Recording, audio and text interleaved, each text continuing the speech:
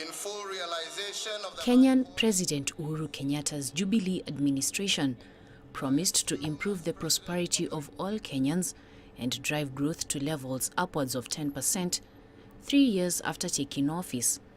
Just over 1 year later, and those prospects look far from reality.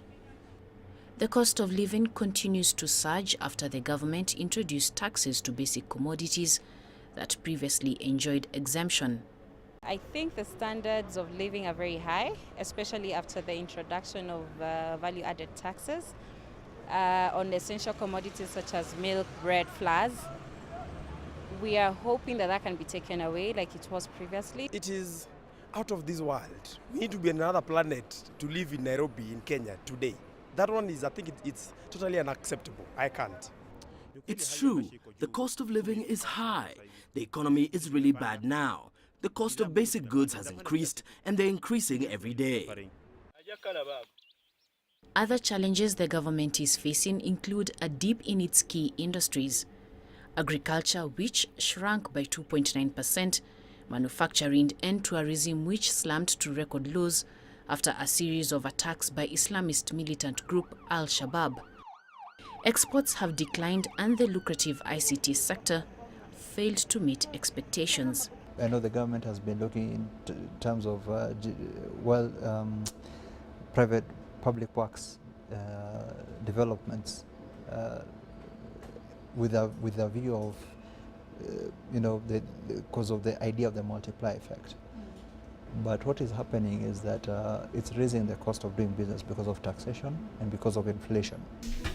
Kenya is promoting its debut $1.5 billion Eurobond in Europe, with the money aimed for infrastructure projects and retiring some existing loans. The government has become too expensive for the country, right? Because there's no way you can have a government that uses all taxation and then has to borrow simply to pay for day-to-day running costs. The other functions of governments then don't. I mean, why are we paying for a Ministry of Planning if we've got no money to plan with? It doesn't make sense. Economist Johnson Derry argues that the government has failed to give the private sector enough attention. We will kill so many birds with that one stone. Just pure sustainable economic growth. And that economic growth cannot come from the government. In fact, I believe the government sector in this country is too large. It must come from the private sector, and the private sector needs space to develop that.